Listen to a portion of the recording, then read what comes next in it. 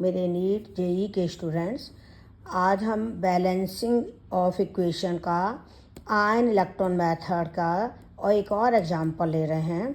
जैसे dichromate ion plus ferrous ion plus hydrogen ion, ये equation दी हुई है क्रोमियम +3 Fe+3 वाटर। तो इसमें आप हाइड्रोजन आयन और वाटर को तो काउंट करना मत। वाटर तो तभी काउंट होगा जब किसी रिएक्शन में हाइड्रोजन परऑक्साइड है वो वाटर में बदल रहा हो तब, नहीं तो हाइड्रोजन आयन और वाटर को तो देखो मत। और इनके ऑक्सीडेशन नंबर देख लो। यहाँ पर 2 क्रोमियम का ऑक्सीडेशन नंबर +12 है और यहाँ +6 है, तो ऑक्सीडेशन नंबर कम हो रहा है। इसका मतलब खुद रिड्यूस हो रहा है, दूसरे को ऑक्सीडाइज करेगा तो ये ऑक्सीडाइजिंग एजेंट हो गया। फेरस खुद ऑक्सीडाइज हो रहा है तो ये रिड्यूसिंग एजेंट है। तो दो हमने पता लगा लिया। दोनों के लिए हम अलग अलग इक्वेशन लिखेंगे। पहली इक्वेशन डाइक्रोमेट आयन से क्रोमियम +3 बनाएंगे। इसमें क्रोमियम को बैलेंस कर दो, यानी अदर एलिमेंट ऑक्सीजन हाइड्रोजन के अलावा जो एलिमेंट है उसको बैलेंस कर लो।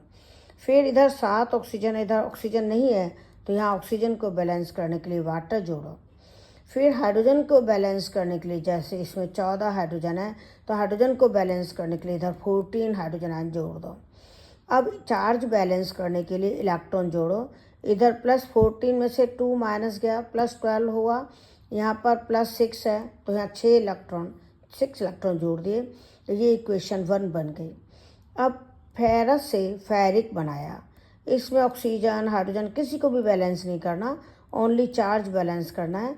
यहाँ +2 है, यहाँ +3 है, तो 1 इलेक्ट्रॉन जोड़ दिया। अब देखिए, पहली इक्वेशन में इलेक्ट्रॉन लेफ्ट साइड में जुड़े थे, दूसरी इक्वेशन में राइट साइड में जुड़े हैं, इसका मतलब सही है। अब इन दोनों इक्वेशंस को ऐसे जोड़ेंगे कि इलेक्ट्रॉन कैंसिल हो जाएं।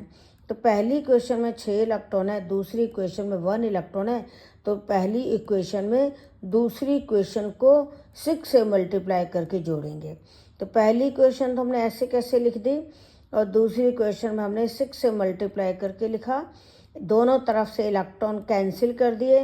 हाइड्रोजन आयन एक ही तरफ है तो उसको इधर लिख लिया।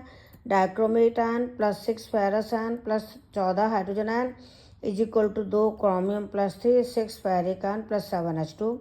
ये इक्वेशन बैलेंस हो गई।